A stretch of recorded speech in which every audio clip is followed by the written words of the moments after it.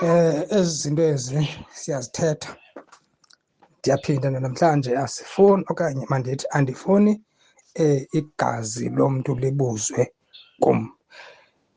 Ndiyayazi abantu abaninzi abazi bakhuliswe ngale ndlela yobuxoki, bakhulele kweli hlabathi eligcwele ubumnyama elilawulwa nguSathana. Yonke into nje selivele yaba kanti seyiqhelekile, into esisono, into engekho rayithi, into abomination kuThixo, seyivele yaba yinto leyo eqhelekileyo.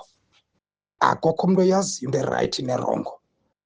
Izinto abantu abazaziyo ezirongo zezi zirayithi, ezi zirayithi bathi zirongo, ezirongo bathi zirayithi. Ndizaxelela ngale ndlela.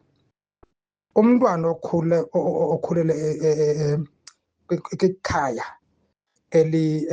elisindisiweyo, and futhi not nje kuthiwe abantu bakhonza kwinkonzo yosindiso, abantu abayaziyo intando kaThixo, abantu ababaziyo ubungcwele, holiness, apho bahamba khona ngemiyalelo nemithetho nemimiselo nayo yonke into uThixo athi mayenziwe ngabantwana bakhe. Bajongwa njengabantu bona abangaphilanga kakuhle. Phinda, bonke abantu abakhuliswe ngale ndlela uThixo afuna ukuthi abantu baphile ngayo. Abantwana abancinci abanxiba iilokhwe ezinde, abantu abangafakeli entloko, abanganxiba izibhrukhwe, abangafaki izithutex, abangazifakeli yonke le nto uyiboneyo yolahlekiso yokuzihombisa. Bajongwa njengabantu abashiyekayo kulo mhlaba, abantu abangalandeli, abantu abekho sesitayilini. Nditsho ngokwe-terms ezisetyenziswa ngabantu abangakholwayo, njengabantu ababonakala bona bezizidenge. Kuthiwa xa kuthethwa kuthiwe ayikho le into, kuthiwa yinkonzo yobugqwirha le nikuyo. Ndithetha into ethethwa ngabantu, kuthiwe nisenkonzweni yobugqwirha, kusekuthakathweni apho kunxitywa ndilisekileyo khona. Ngenxa yantoni?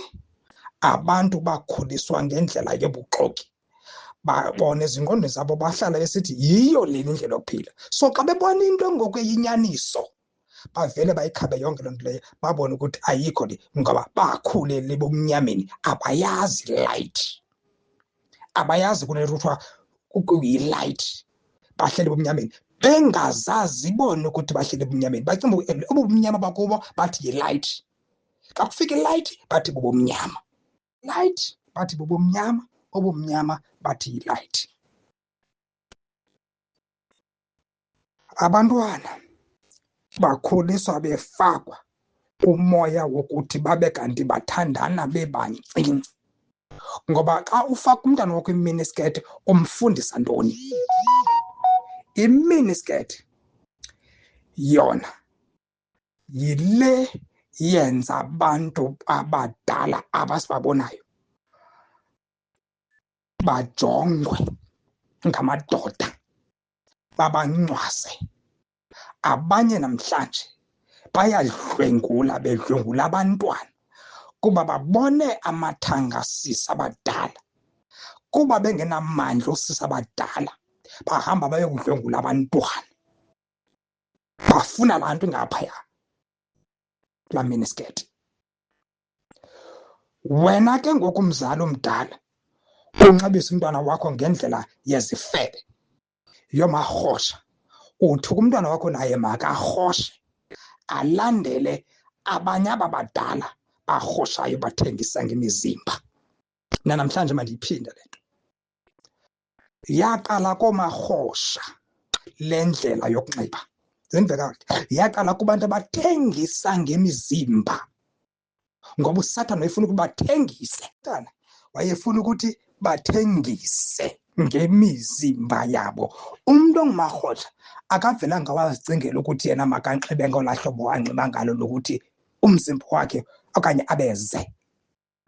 Kunamadimoni kaSathane athe kubo, ukuze wena ukwazi ukwenza imali, ukuze amadoda akufune, ukuze amadoda akurhalele eze kuhambise nge-BMW nangeFortuna, nangeepolo. Wena kufuneka amathanga akho abe ngaphandle, kufuneka amabele akho abe ngaphandle, iingalo zakho zibe ngaphandle, kufuneka ubeze ukhavarishe nje ii-private parts, kodwa umzimba wakho wonke ubeze, ngoba umzimba wakho uThixo uwudalele ukuthi wena ube mhle, wena ungumntu obhinqileyo. So lo mzimba wakho mhle ngulo athi uSathana uthathe uhambe uyokuthengisa ngawo. Abantu uSathana wabona ukuthi iplan yakhe ilungile, futhi amadoda amaninzi ahamba ayothenga abantu abahambaze, wayifaka kubantu abangathengise ngemizimba esitratweni. Mamela, kubantu abangathengisi ngemizimba esitratweni, naba bafaka kubufuna bathengise ngemizimba yabo. Aba bangamipha bathi 25 rand, 50 rand, 100 rands, bathengisa ngemizimba yabo. Wanxiba ibhrukhwe uthengisa ngomzimba, sisi wam. Nomntwana wakho uthi makathengise ngomzimba xa umfaka ibhrukhwe.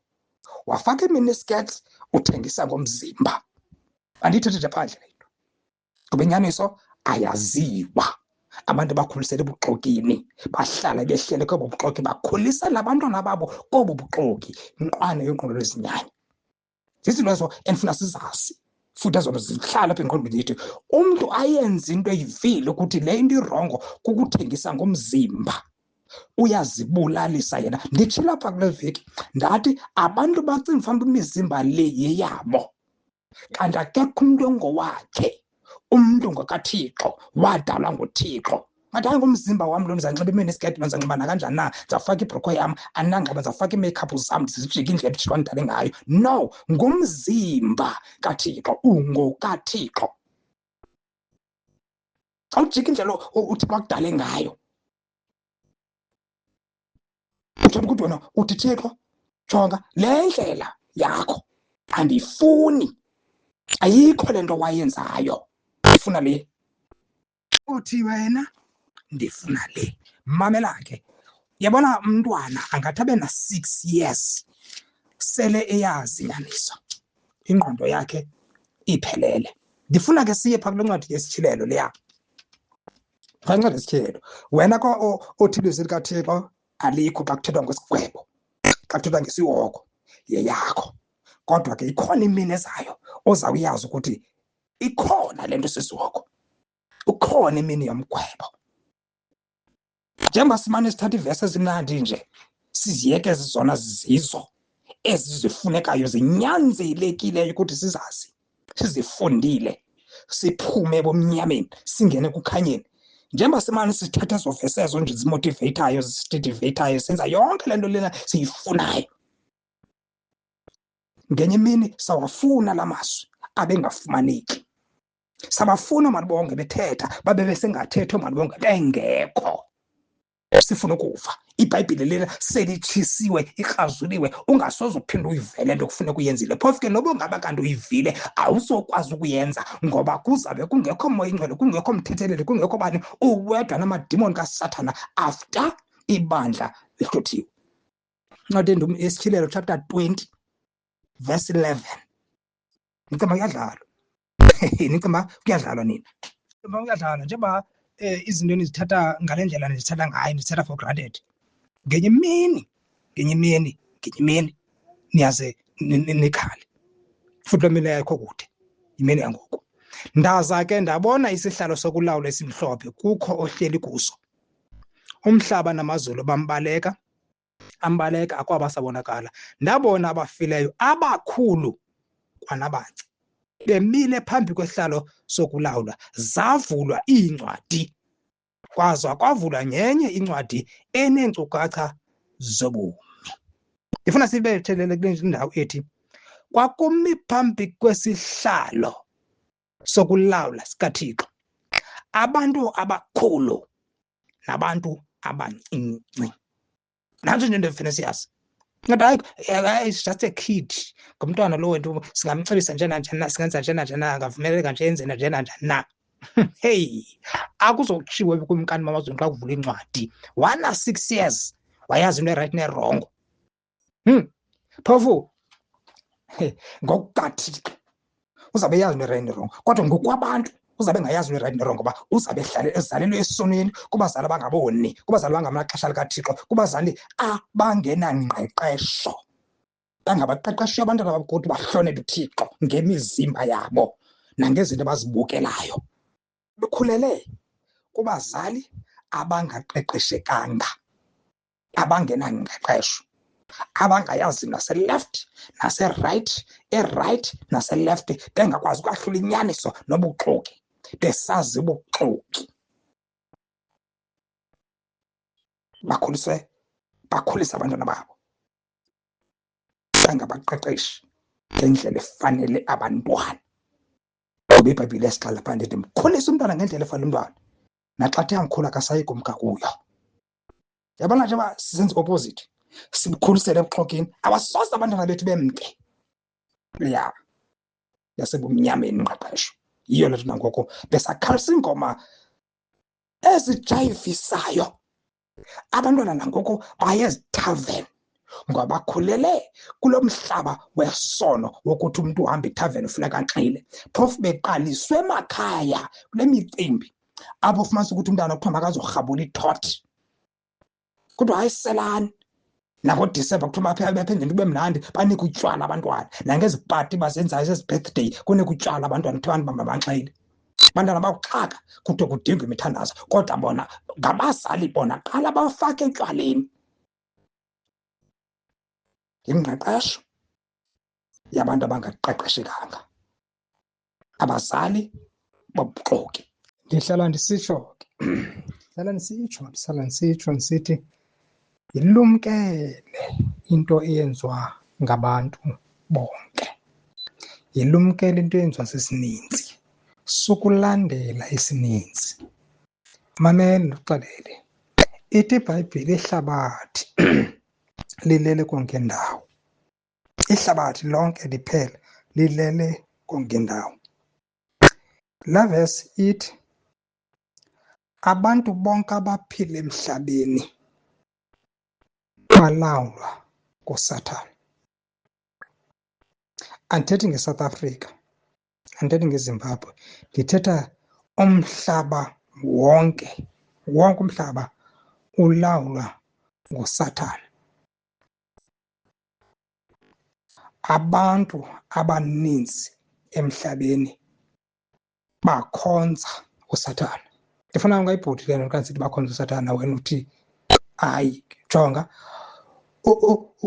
if wena wenza izinto athi uThixo mazingenziwa, uThixo umdali ufuna ukuyazi ukuthi wenza izinto ezifuna nguSathane, wenza intando kaSathane. Ithethe kuloo nto inkosi yakho nguSathane, ithethe kuloo nto inkosi yakho nguSathane. Ndanditshilo ndathi yabona ukukhonza kokuthi le nkosi ebeke phambi kwakho, le inkosi ibeke phambi kwakho ikunike okanye yakunika imiyalelo ekufuna ukuhambe ngayo,